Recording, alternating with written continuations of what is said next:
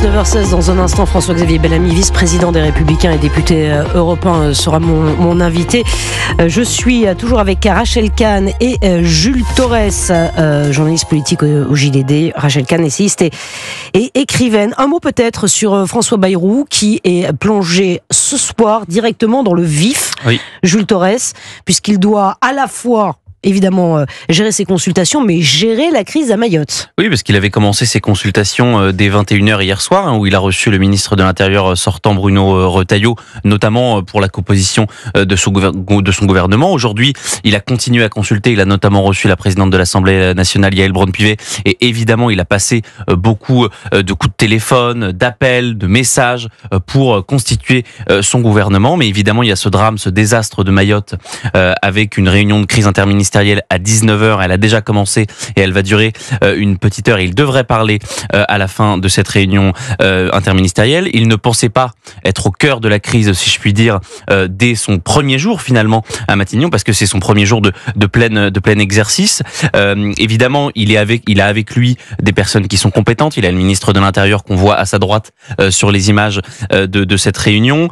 Il a un certain nombre de personnalités. Sébastien Lecornu a déjà envoyé une frégate, un hélicoptère, un avion A400M avec du fret humanitaire et des moyens de sécurité civile, notamment avec 110 militaires et sapeurs-pompiers aujourd'hui et 140 demain. Donc voilà, il y a un déploiement, en tout cas, de ce que peut faire la France aujourd'hui et les services de l'État français pour aider les populations sur le terrain à Mayotte.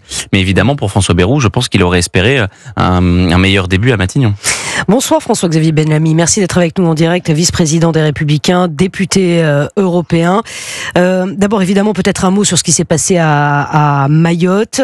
Il faut que l'État soit au rendez-vous. Maintenant François Bayrou est plongé dans le grand bain et on a déjà le début de quelques polémiques naissantes comme quoi l'État n'aurait pas assuré pour protéger la population. Votre regard François-Xavier Bellamy sur la situation à Mayotte ce soir? D'abord, la situation est évidemment terrible et moi je pense évidemment à tous les Mahorais qui traversent cette épreuve, à ceux qui sont à Mayotte, à tous les Mahorais qui sont en métropole et qui s'inquiètent pour leur famille, pour leurs proches. Mayotte, c'est la France et Mayotte, c'est évidemment un département français que nous oublions trop souvent depuis la métropole. J'ai eu l'occasion de m'y rendre plusieurs fois. Ce département tellement éprouvé par la crise migratoire qui crée tant de précarité sur le sol de Mayotte pour les citoyens français qui sont là et qui souvent manquent de tout. Dans cette situation terrible, je crois que l'État a fait tout ce qu'il était possible de faire pour anticiper cette crise. Des renforts sont déjà partis sur place en amont de la catastrophe. D'autres renforts sont prévus et arriveront prochainement.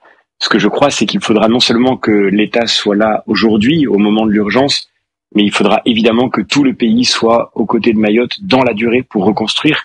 Parce que, quelle que soit la réalité de cette situation que nous ne connaissons pas encore, que nous ne mesurons pas encore, c'est déjà une certitude qu'il faudra que l'État s'engage pleinement pour garantir la reconstruction de ce qui aura été détruit par ce cyclone. François-Xavier Bellamy, vice-président des Républicains sur Europe. On va revenir aussi à l'autre actualité. On ne vous a pas entendu, la nomination de François Bayrou, qui a un peu forcé la main d'Emmanuel Macron, nous l'évoquions hier. Comment vous voyez son arrivée à Matignon? Est-ce que vous pensez que François Bayrou est aujourd'hui l'homme de la situation pour aider la France à se relever, la France qui traverse une crise politique et une crise économique? Bon, écoutez, j'ai déjà eu l'occasion de le dire, c'est pas un mystère. Avec François Bayrou, nous avons eu beaucoup de désaccords dans le passé. En 2017, il a soutenu Emmanuel Macron dès le départ et pour notre part, nous avons toujours été dans l'opposition. J'ai le sentiment que ces divergences, elles sont connues de tous. Maintenant, la vraie question qui se pose, c'est que fera François Bayrou? Et nous, ce que nous disons avec toute notre famille politique, avec les députés, les sénateurs des Républicains, nous disons simplement que nous attendons de savoir quel sera le projet, quelle est la vision qu'il portera. Nous savons bien que la situation est infiniment difficile et nous sommes bien sûr prêts à faire en sorte que elle soit utile au pays. Évidemment, il ne s'agit pas d'une alternance.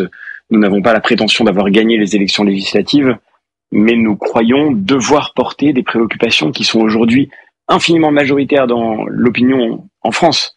Et je pense notamment à la question de la sécurité, à la question migratoire. Aujourd'hui, vous avez 80% des Français qui considèrent que la délinquance est en train de monter dans leur expérience quotidienne. Vous avez 80% également des Français qui ont le sentiment que la politique migratoire est trop laxiste.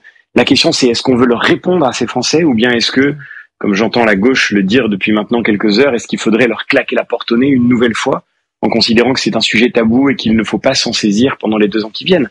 Nous disons que nous avons le devoir de répondre aux préoccupations c'est une ligne rouge.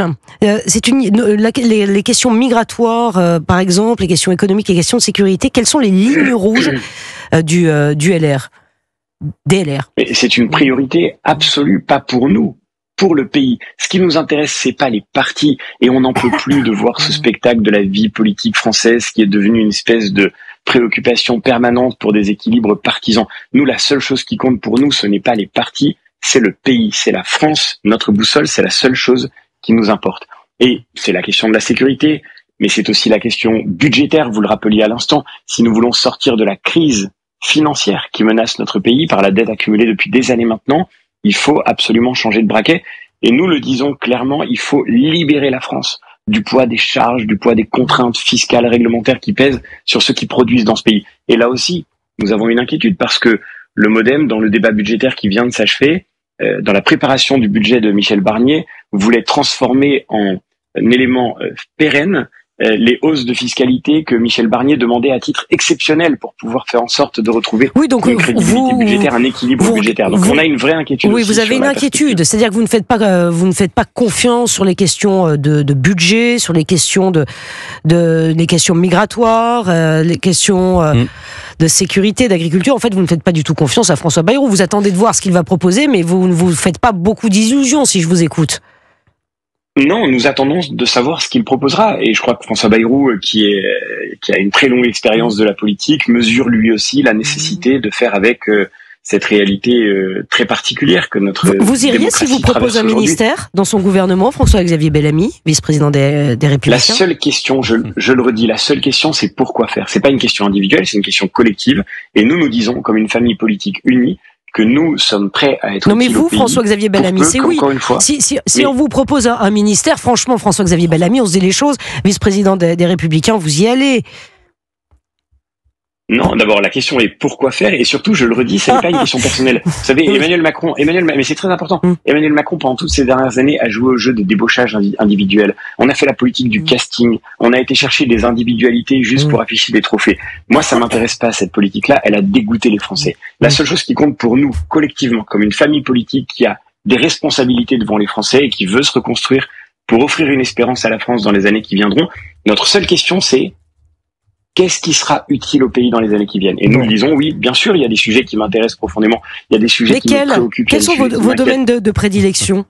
François-Xavier Bellamy. Je viens d'en citer quelques-uns. Oui. La question de la sécurité est fondamentale. La question budgétaire, elle est fondamentale. La question économique, la question de l'école.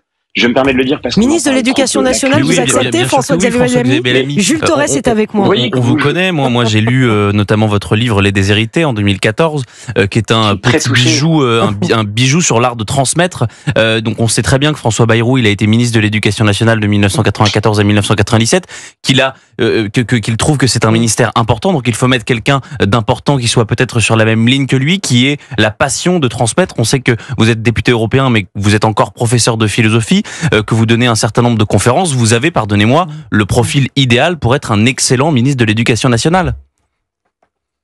Je suis très touché que vous le pensiez. Si je peux être utile au pays, je serais heureux de l'être un jour. Mais la vraie question, j'espère l'être d'ailleurs dès aujourd'hui dans mon mandat de parlementaire européen, mais la vraie question, encore une fois, je le redis, c'est la question du fond. Trop souvent, trop longtemps, on a parlé des personnes, on a parlé des castings, on a vu des individus se pousser du col pour essayer d'arriver à l'endroit où ils voulaient être. La question qui m'intéresse, c'est la question du pays. Et oui, reconstruire l'école, ce sera une tâche immense, mais j'espère que sur ce sujet-là, nous aurons dans ce gouvernement une politique qui soit réellement capable de prendre au sérieux ce défi fondamental avec tous les professeurs de ce pays. Et encore une fois, je le redis, c'est la question qui compte, c'est pas le sujet des personnes. François-Xavier Bellamy, est-ce que vous avez eu un contact plus ou moins direct avec François Bayrou depuis qu'il a été désigné à Matignon? Non, j'ai eu l'occasion de le voir ces derniers jours, mais pas depuis qu'il a été nommé. J'imagine qu'il a fort à faire. Ouais. Et avec Bruno Retailleau, vous avez pu échanger? Parce que là, on vient de voir effectivement François Bayrou à côté de Bruno Retailleau pour participer à cette cellule de crise interministérielle. Est-ce que vous avez échangé avec Bruno Retailleau, qui a été reçu à Matignon hier soir par François Bayrou. Oui, j'ai échangé avec Bruno Retailleau, on échange avec notre famille politique. Encore une fois, nous, c'est collectivement que nous voulons aborder cette question. Et typiquement, Bruno Retailleau, je crois, et je le dis comme un Français parmi tant d'autres, qui espère que notre pays va retrouver le chemin de la sécurité, de l'ordre public, de la maîtrise des frontières. J'espère que Bruno Retailleau pourra continuer son travail. Et je suis sûr qu'il veut rester au gouvernement, non pas pour lui-même, mais pour mettre en œuvre cette feuille de route. Est-ce que vous savez, François-Xavier Bellamy, et que les Français sont majoritairement, à laquelle les Français sont majoritairement François-Xavier Bellamy, vice-président des Républicains. Vous savez si Bruno Retailleau a obtenu des garanties ou pas? Non, je crois que le dialogue a commencé avec le Premier ministre et vous l'avez vu, il a commencé dès hier soir. Maintenant, encore une fois, le sujet, c'est que le Premier ministre nous dise quelle est sa feuille de route, et c'est sur cette base-là que collectivement, encore une fois, nous nous engagerons dans une direction ou dans une autre. Dans tous les cas, la seule chose qui comptera pour nous, notre seule et unique boussole, c'est la France et c'est les Français. Jules Torres. Oui, mais on voit très bien et on sent dans vos propos finalement que vous êtes sur la même longueur d'onde que Bruno Retailleau. Lui, qu'est-ce qu'il dit, le ministre de l'Intérieur? Il dit que s'il a une liberté d'agir, une liberté d'action qui lui est offerte notamment par le Premier ministre, parce que c'est ça, Bruno Retailleau, il a pu performer au ministère de l'Intérieur parce que il avait une liberté d'action grâce à la légitimité qui tirait non seulement de ce que pensent les Français sur les sujets migratoires et sécuritaires, mais également parce qu'il tirait sa légitimité du Premier ministre lui-même. Est-ce que si vous avez des garanties, par exemple, sur une feuille de route pour l'éducation nationale, on comprend bien finalement que c'est quelque chose qui ne vous déplairait pas, et on voit bien qu'en plus Bruno Retailleau, c'est la clé.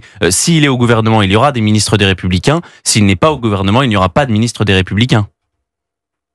Et je me permets de dire aussi que ce qui compte, ça n'est pas seulement la liberté d'action. Ce qui compte, c'est la cohérence de l'action gouvernementale. Ouais.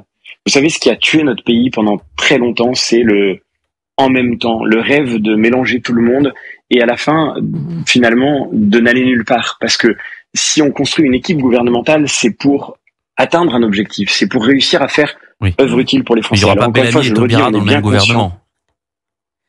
Ça me paraîtrait relativement peu cohérent. Il est taquin, ce Jules Torres, il est taquin. Merci infiniment, François-Xavier Bellamy, vice-président des Républicains, député européen, d'avoir été avec nous en direct sur Europe 1. Il est 19h28.